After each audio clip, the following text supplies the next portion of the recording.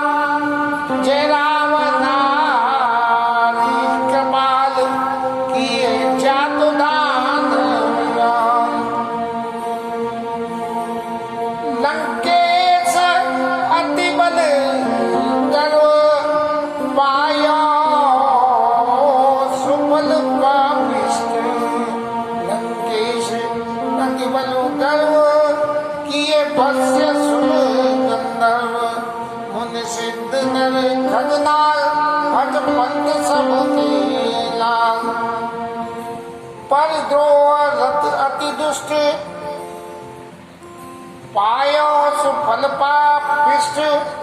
अब सुनो दीन दयाल राजीव नयन विशाल। हो ही रहा अति अभिमान नहीं को कोई समान। अब देख प्रभुपद कन्या गद मान पद दुभुवन्य। मोहि भाव कौशल हो राम सगुन स्वरूप। वैदेही अनुज समेत मम हृदय करहु निकेत। मोहि जानिए निज दास दे भक्ति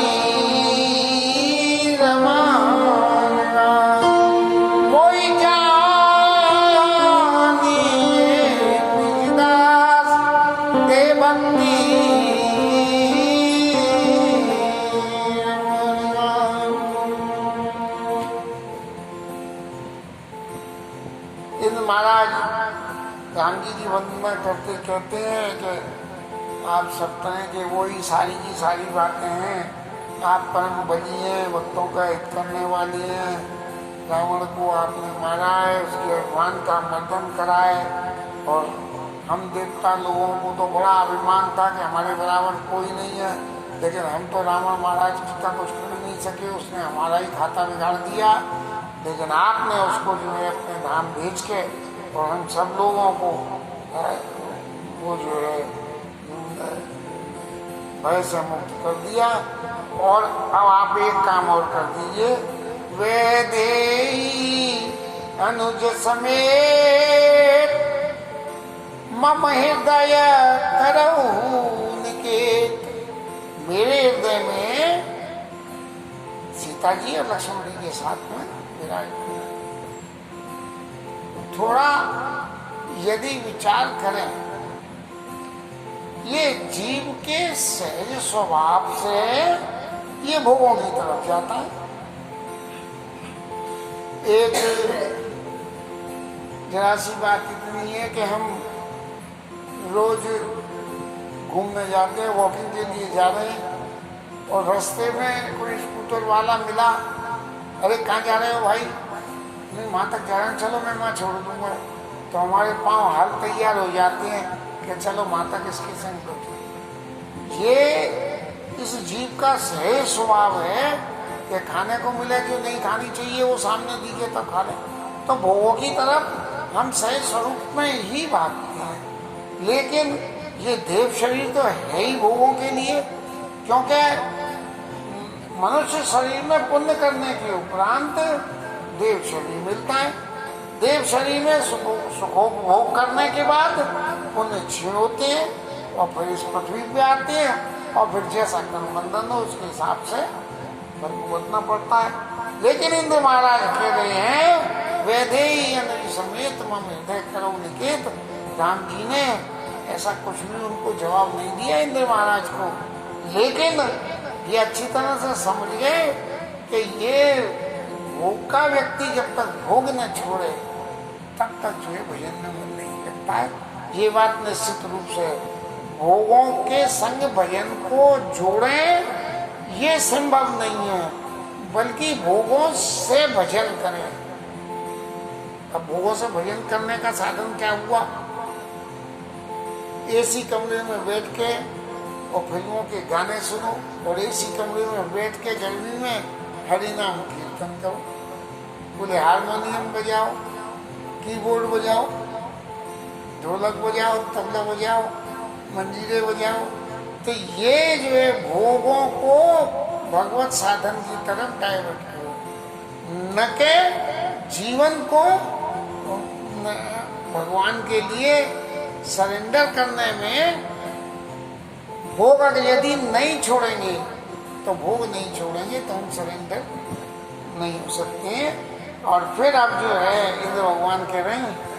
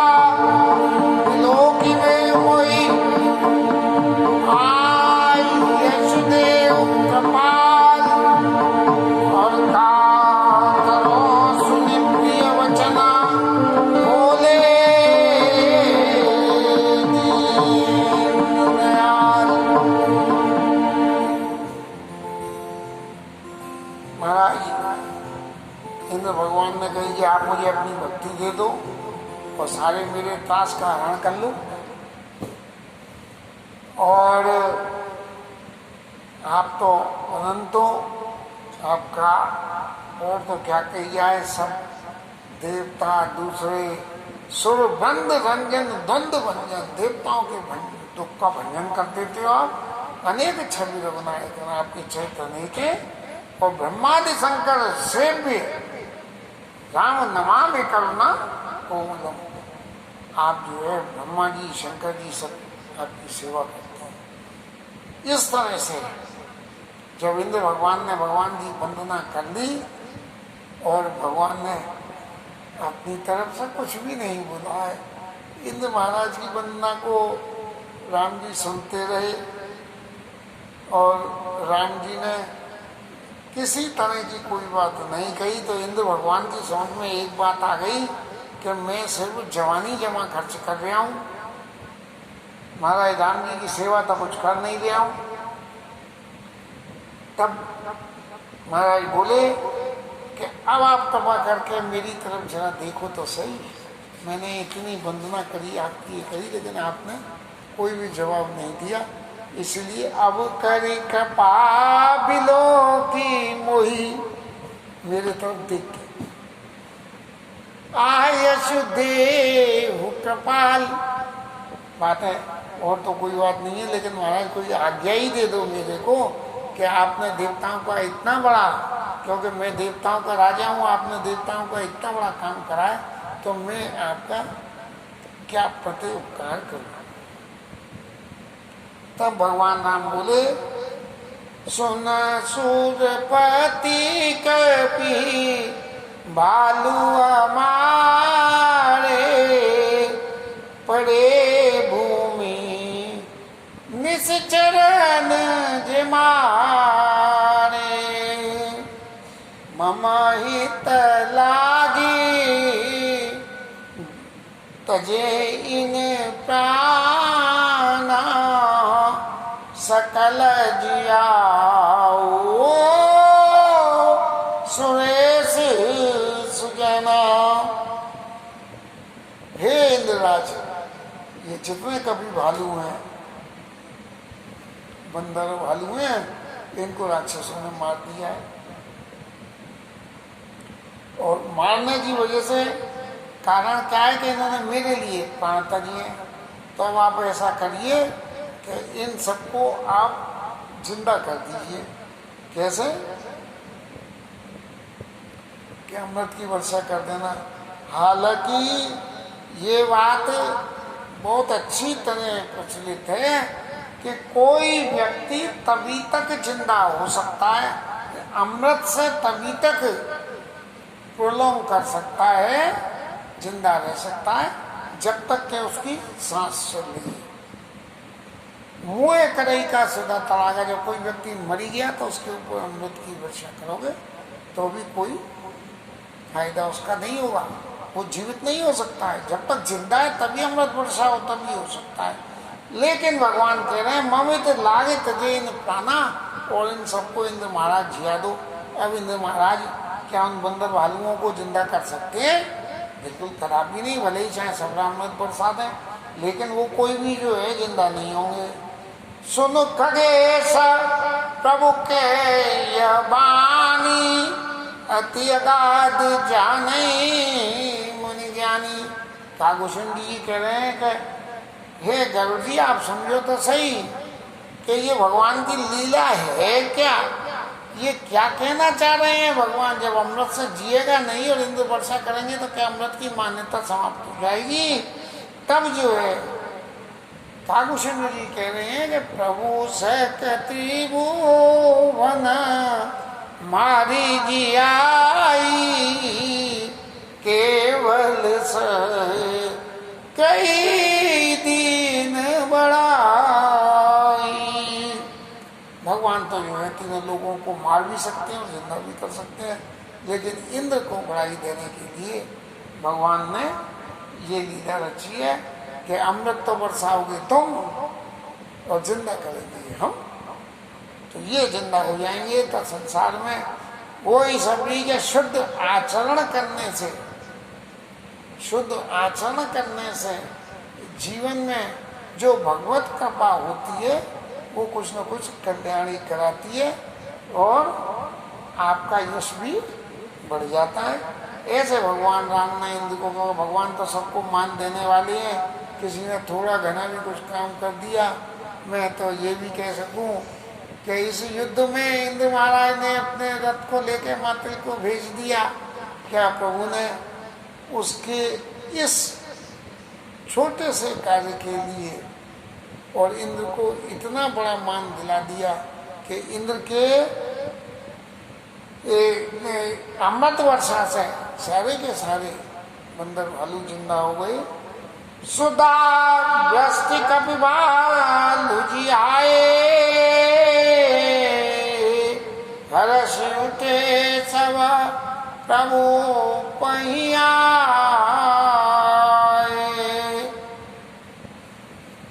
अमृत की वर्षा से सारे बंदर भालू जिंदा हो गए और फिर से हंसी खुशी उठते हुए भगवान के पास में आए। और फिर एक समस्या ये खड़ी हो गई कि भैया ये अमृत की वर्षा हुई, तो अमृत की वर्षा होने से बंदर भालू जिंदा हुए तो राक्षस भी तो हो गए होंगे? नहीं। सुधा वृष्टि भई दूधल ऊपर, और जिए भालू कपि नहीं रजनी चर। जो मरे हुए मैदान में पड़े थे सब पे हुई, तो बंदर भालू तो जिंदा हो गए लेकिन राक्षस जिंदा नहीं हुए। क्यों? रामाकार बैतिन के मन। अंत समय में जो भगवान के दर्शन कर लिए तो उनका मन जो है भगवान में ही रम जाता है। तो इन लोगों ने भगवान राम के युद्ध में दर्शन करते करते प्राण छोड़े। तो रामाकार बैतिन के मना टूट गई, छूटे बंधन। सबके सब मुक्त हो गए और संसारिक बंधन छूट गए। अब सवाल ये खड़ा होता है कि रावण ने क्या सारे राक्षसों का हित किया कि सिर्फ अपना हित किया? न रावण बैर सीता जी को अगर समर्पण करके राम जी को दिया था तो ये युद्ध नहीं होता, तो ये सभी राक्षसों का कल्याण कैसे होता? तो रावण तो सही मायने में एक तरह से भले ही दुष्ट रहा लेकिन फिर भी जगत में जीव मात्र का कल्याण करने के लिए उसने ऐसे ऐसे खेल रचे कि राक्षसों का उद्धार हो गया। भगवान राम ने जो प्रण लिया था कि नश्वर ही न करो मही, भुज उठाई पनकीन, और सकल मुनि के आश्रम जाई जाई सुख दीन। भगवान ने एक प्रतिज्ञा करी थी कि निश्चयहीन कर दूंगा, और रावण ने भगवान के कार्य में सहायता करी, उनसे बैर करा और सभी राक्षसों को मरवा दिया और मर गए। ऐसी स्थिति में सब लोग जो है रावण को भले ही हम बुराई देते हैं, देनी भी चाहिए क्योंकि गलत आचरण तो गलत ही आचरण है, लेकिन फिर भी एक चीज का सबूत तो निश्चित रूप से मिलता है कि भगवान साधु संतों पे तो कृपा भी करते हैं लेकिन असंतों पे भी कृपा ही करते हैं, बशर्ते आप भगवान से अपना कोई नाता जोड़ लो। भगत तो भगवान तो प्रभु को रूप में जोड़ देता है। कोई आदमी भगवान से गुरु का रिश्ता जोड़े, कोई माता का, कोई पिता का, कोई कुछ जोड़े, लेकिन जिस आदमी को जोड़ने को भगवान से कोई रिश्ता न मिले तो बोले क्या कर? तो एक ही काम कर कि भगवान से दुश्मन का रिश्ता जोड़ ले और दुश्मनी के नाते भगवान से डट के दुश्मनी निभा ले, तो भी भगवान तो इतने दयालु हैं कि तू दुश्मनी भले ही निभाएगा लेकिन फिर भी भगवान तेरा उद्धार कर देंगे। और राम सरीस को दीन हितकारी, और कीने मुकुट निशाचर ध्यानी।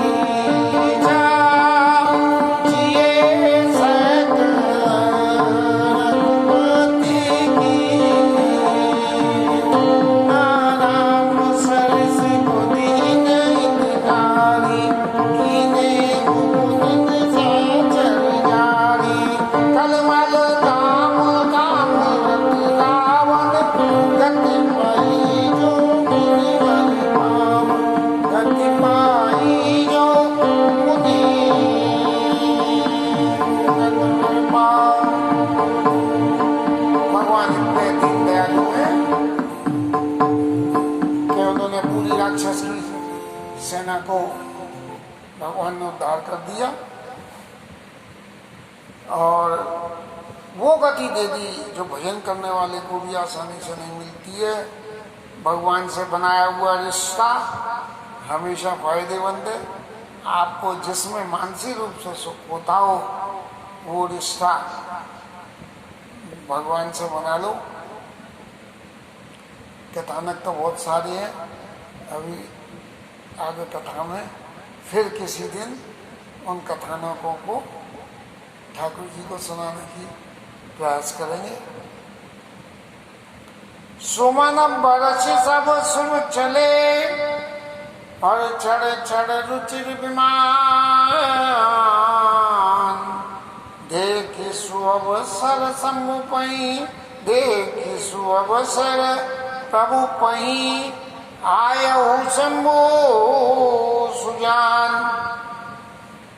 अब शंकर जी महाराज जो है जब स्वयं चले गए, क्योंकि शंकर जी और राम जी का जो अंतरंग संबंध है वो संबंध सबके सामने प्रकट नहीं होता है। इसलिए शंकर जी राम जी से जब कभी भी मिलते हैं तो राम जी होते हैं तो भावराज्य में आते हैं, और शंकर जी प्रत्यक्ष में होते हैं तो राम जी भावराज्य में आ जाते हैं, और राम जी प्रत्यक्ष में हो तो शंकर जी भावराज्य में आ जाते हैं। तो ऐसे जो है शंकर जी महाराज जो है राम जी की वंदना करने के लिए आइए।